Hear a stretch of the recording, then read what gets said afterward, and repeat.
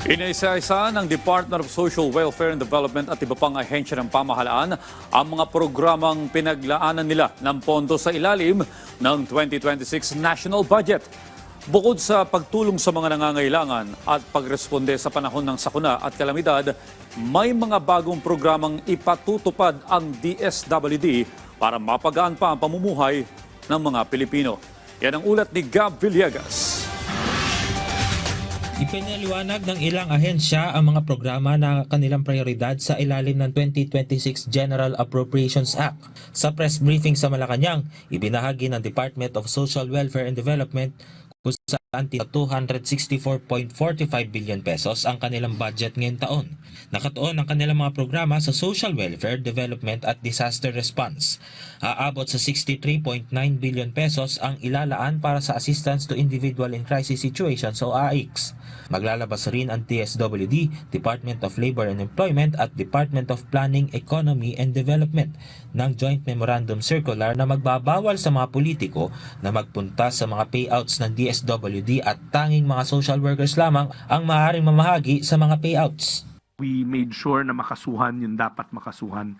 So we will not hesitate to keep on filing cases kasi yan talagang we take a hard stance na ang para doon sa beneficiary, para sa beneficiary yun. Walang may karapatan na kumaltas kahit na isang kusing. Palalawakin rin ang supplemental feeding program ng DSWD sa mga daycare centers kung saan naglaan ng 9.56 billion pesos para rito. Mula sa 120 days ay magiging 180 days na ang magiging feeding program para sa mga bata.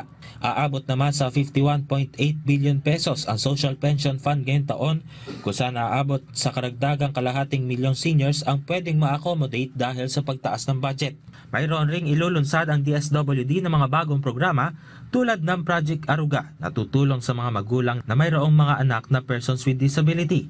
Project Safe para mailayo ang mga kabataan at mga kababaihan mula sa panganib at pang-aabuso na dulot ng internet at magkakaroon rin ng programa para sa mga teenage mothers na matulungan na muling ma-integrate sa komunidad.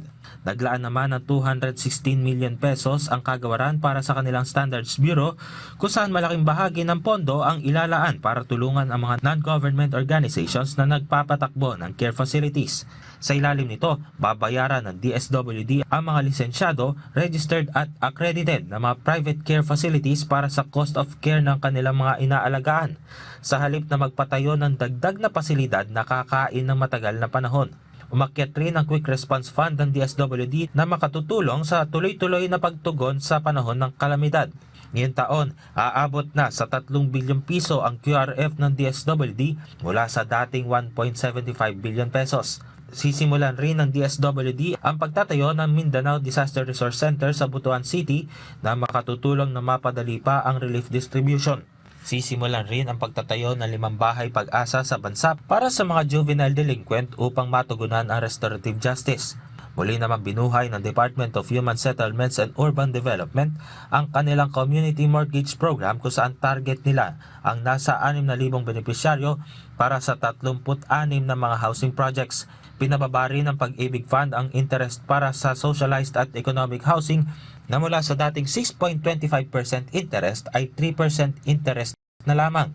Ibinahagi naman ng Department of Migrant Workers na nasa level 2 na ang OFW Hospital sa Pampanga kung saan ngayong taon ay mayroong budget na aabot sa 639 million pesos at may 145 million pesos para sa capital outlay.